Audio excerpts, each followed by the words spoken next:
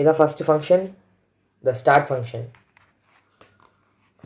Line by லைனாக explain பண்ணலாம் சொல்லியிருந்தேன். பட் இந்த ஃபங்க்ஷனுக்கு மேலே இருக்க லைனும் கீழே இருக்க லைனும் தேவையில்லை. ஸோ நான் அப்படியே சொல்கிறேன். ஓகேவா?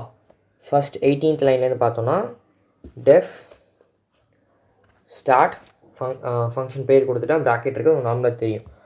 அடுத்தது பிரிண்ட்னா ட்ரிபிள் கோட்ஸில் கொடுத்துருக்கேன் இல்லையா?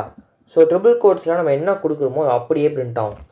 அப்புறம் நீங்கள் கேட்கலாம், இந்த இடத்துல எதுக்கு நீ இத்தனை கொடுத்துருக்க, ஏன்னா எம்முக்கு ஒரு கோடு தானே இப்போ வரும், இதுக்காக இத்தனை கோடு கொடுத்துருக்க அப்படின்னு கேட்டோன்னா இது பேக் ஸ்லாஷ், ரைட்டா?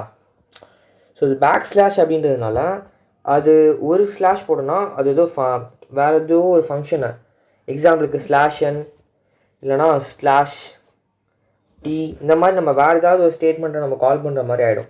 ஸோ அது நார்மலான பிளாக் ஸ்லாஷ் தான், அதை நீ பிரிண்ட் பண்ணணும் அப்படின்னு சொல்கிறதுக்காக இதை ரெண்டு ஸ்லாஷாக நான் கொடுத்துருக்கேன். ஓகேவா?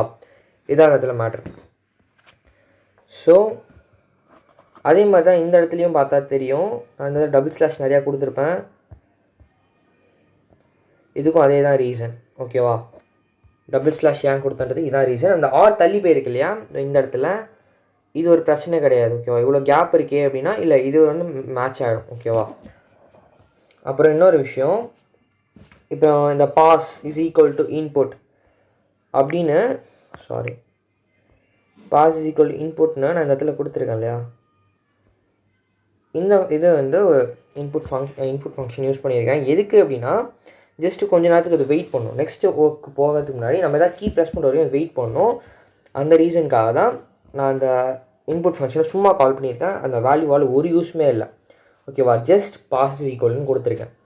ஓகேவா? அந்த பாஸ் ஃபங்க்ஷனை வேறு எங்கேயுமே நம்ம யூஸ் பண்ணலை. ஸ்டார்ட் ஃபங்க்ஷனுடைய வேலை என்னென்னா ஜஸ்ட் ஒரு ஸ்டார்டிங்கில் ஒரு கேமோட நேமையும் நம்ம நெக்ஸ்ட் ஸ்டெப்புக்கு போகலாமா அப்படின்னு பிளேயர்கிட்ட, அதாவது யூசர்கிட்ட ஒரு தடவை பெர்மிஷன் கேட்குற மாதிரி ஒரு ஃப்ரண்ட் அண்ட் ஒர்க் பண்ணியிருக்கோம். இதுதான் ஸ்டார்ட் ஃபங்க்ஷனுடைய ஒர்க்.